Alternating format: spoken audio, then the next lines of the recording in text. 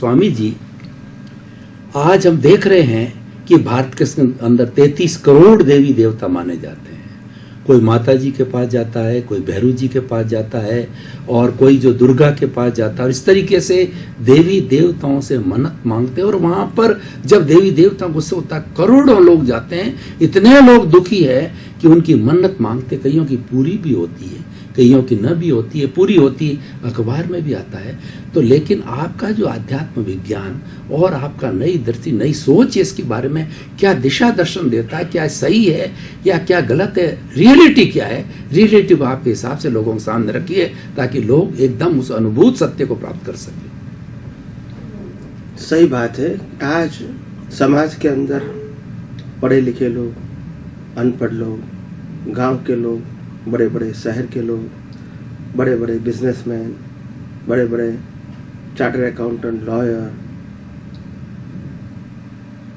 ये सब लोग इंजीनियर्स हैं, ये सब लोग बिजनेस वाले हैं, ये सब लोग ज़्यादातर जब उसके जीवन में कुछ प्रॉब्लम्स आती है, उनको फेस नहीं कर सकते हैं, तो वो देवी देवता के भी शरण में जाते हैं, अपनी मन्नत मानते हैं। और वो मानते भी है कि मन्नत मानने से मेरी मन्नत पूरी हो जाएगी, और उसके लिए वो प्रार्थना भी करते हैं और कुछ नियम भी बनाते हैं कि प्रार्थना, मेरी मन्नत पूरी हो जाएगी तो मैं ऐसा करूँगा, ऐसा करूँगा, ऐसा करूँगा। और हो सकता है कभी के जीवन, कहीं के जीवन में उसकी मन्नत पूरी भी होती दिखती है, और उससे वो लाभान्वित होकर दूसरों को भी बताता है। न्यूज़पेपर में भी आता है, टीवी पर भी आता है। तो ये उसमें कुदरत का कानून क्या है, इसमें यूनिवर्सल ट्रूथ क्या है, सच्चाई, सनातन सत्य क्या है। कुदरत का कानून वेरी सिंपल है। इस संसार के अंदर न मनुष्य के पास, न प्राणियों के पास, न देवों के पास शक्ति होने के बावजूद भी शक्ति का उपयोग करने की स्वतंत्रता किसी को कुदरत ने दिया नहीं है। हम ये नहीं कहते कि देवी देवताओं के पास शक्ति नहीं है, हम ये नहीं कहते कि इंसान के पास शक्ति नहीं है, हम ये भी नहीं कहते कि एनिमल के पास शक्ति नहीं है।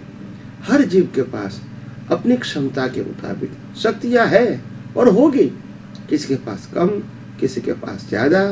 देवी देवताओं के पास तो और ज्यादा शक्ति हो सकती है, इंद्र महेंद्र के पास भी बहुत सारी शक्तियां हो सकती है, उसमें हमारा कोई संशय भी नहीं है और क्वेश्चन भी नहीं है।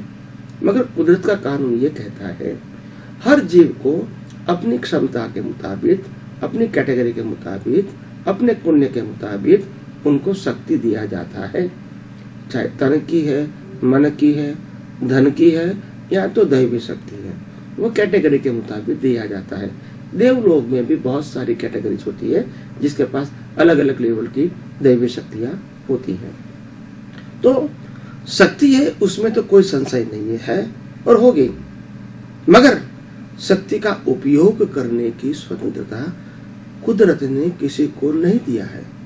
ये लॉ ऑफ नेचर है। क्योंकि अगर कोई भी व्यक्ति या कोई भी देवी देवता अपनी स्वतंत्रता से अगर किसी को सुखी या दुखी करेंगे, या तो उनके कर्म के भुगतान को परिवर्तन करेंगे, तो कुदरत का जो कानून है, कर्म का जो सिद्धांत है, कॉज एंड इफेक्ट, कर्म और कर्मफल, ये नहीं रहेगा फिर सिद्धांत। और फिर पावर की बात आएगी। जो भी व्यक्ति के पास पावर है, वो अपनी स्वतंत्रता को यूज करके दूसरे के जीवन में अच्छा या बुरा परिवर्तन कर सकते हैं। शक्ति तो शक्ति होती है, वो सही मार्ग पे भी यूज कर सकते हैं, गलत रास्ते पर भी यूज कर सकते हैं, मगर हाँ, ऐसी स्वतंत्रता कुदरत ने किसी को नहीं दिया है। मगर हम कुदरती कानून को नहीं जानते हैं, और इसीलिए लौकिक दृष्टि से, व्यवहार दृष्टि से कोई भी देवी देवताओं या शक्तियां को मानते हैं, उनके शरण में जाते हैं और अपनी भावनाओं, अपनी मन्नत को वहां रखते हैं। हो सकता है पूरा हो या न भी हो रहे, मगर इसमें संशय करने की जरूरत नहीं है। आप किसी को भी मानते हैं तो उसमें गलत नहीं है, मगर ये जरूर ध्यान रखना कि किसी को कुदरत में अपने भविष्य को बदलने की शक्ति स्वतंत्रता से नहीं दिया है। अगर हमारा पुण्य का उदय है तो एक व्यक्ति दूसरे व्यक्ति को भी हेल्प कर सकता है और एक देव इंसान को भी हेल्प कर सकता है।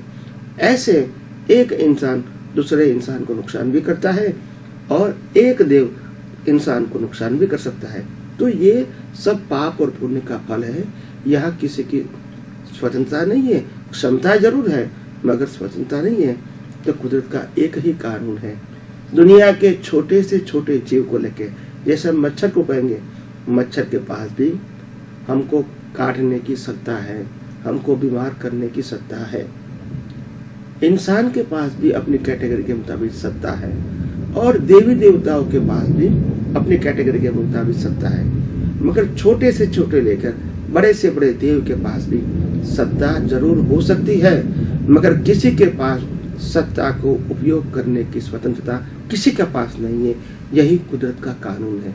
इसीलिए न कोई इंसान इंसान से डरे और न कोई इंसान देवी देवताओं से डरे। हाँ, एक दूसरे का रिस्पेक्ट जरूर करें।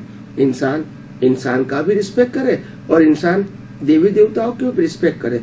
रिस्पेक्ट करने में कोई कमी नहीं है, कोई गलती नहीं है। मगर हम डर के जिए, लाचार होके जिए, ये अच्छी बात नहीं है।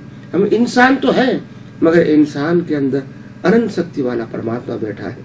लाचार होने की जरूरत नहीं है।